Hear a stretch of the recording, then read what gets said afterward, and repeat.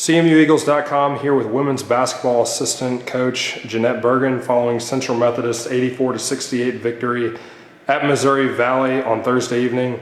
Coach, your opening statement regarding the game. You know, I think it's always a tough place to play here.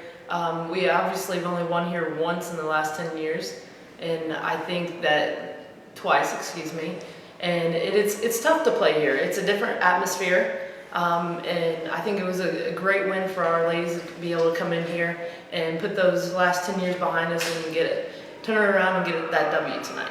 Tawanda Sutton really seemed to spark your play with coming up with a career-high 25 points on 9 of 16 shooting. What did she do so well offensively that allowed her to excel? She didn't do anything that's outside of her comfort zone. She knows what she can do, and that's shooting the mid-range jumper.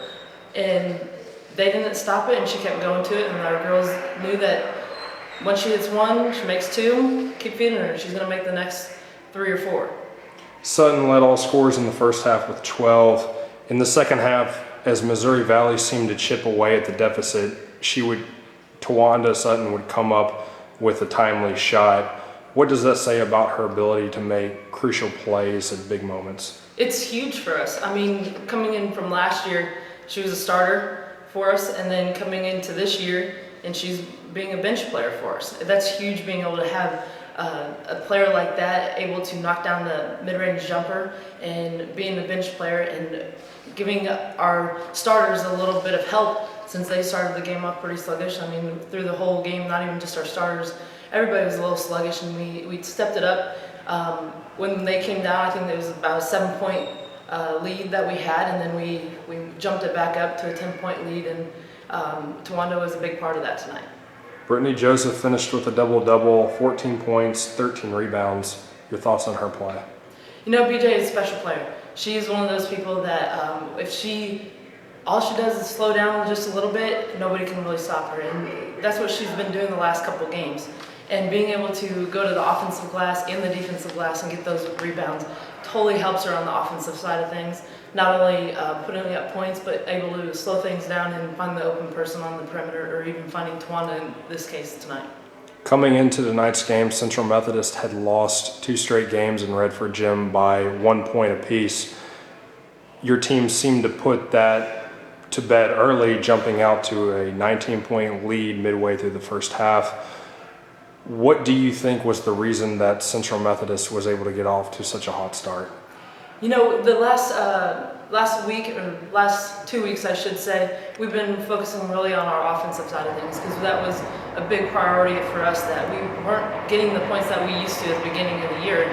So we focused a lot on that. And tonight, I think that showed that we were able to put some points up on the board early, and they're even late, being able to score in the 80s to finish the game. But we need to get back into practice and really work on both ends of the floor now that we've kind of fixed that problem. We need to really work on the defense and offensive side of things equally. That way, going into Saturday against Benedictine. Gabby Morales from Missouri Valley had 4 blocks, but those were the only 4 blocks in the game by the Vikings. They had 11 in Fayette during the last game, and coming into Thursday's game is the leading shot blocking team in the conference. Did you do anything different in preparation in order to help your team shoot so well from the floor? I think the one thing that we did maybe different, it was not talk about it as much. I think when we talked about it a lot, it made our girls scared, and they always assumed that there was going to be somebody there, and we didn't shoot the ball very well. So being able to just kind of relax our girls a little bit and let them realize that, yeah, there's a shot blocker there, but we can't change what we want to do in order to win a game. Central Methodist heads into Saturday's game in Puckett Fieldhouse against 13th ranked Benedictine, the Heart of America Athletic Conference Women's Basketball Game of the Week. Having played Benedictine one time before, what do you think that first game can tell you heading into Saturday's matchup? You know, it's going to be a tough game. It's going to be one of those games that we have to, like I said earlier, we have to play equal on both ends of the floor.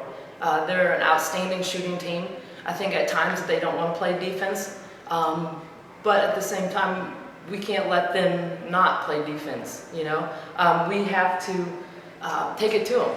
And if they don't want to play defense, that's when we're going to make those easy shots and take it to the rim and make that extra pass on the perimeter and knock those down. So I think it's going to be a great matchup. I'm pretty excited about it. I think the girls are pretty excited getting another stab at them here on Saturday at our place. And I think if we do all the little things, what we want to do, I think we come out with a W on Saturday. The Eagles have 3 games remaining in the regular season in a push to try to make the NAIA national tournament for the first time in 13 years. What would a win on Saturday do for this team's resume? You know, that's just going to give us another W. It's going to make us go to 22 wins. It's still 5 losses. If we take care of business on Saturday, and we have 2 more games that are going to be tough games. They're not going to be rollover games by any means, and we just have to take care of business on Saturday, then go home and practice some more and take care of that next Thursday and Saturday games in conference.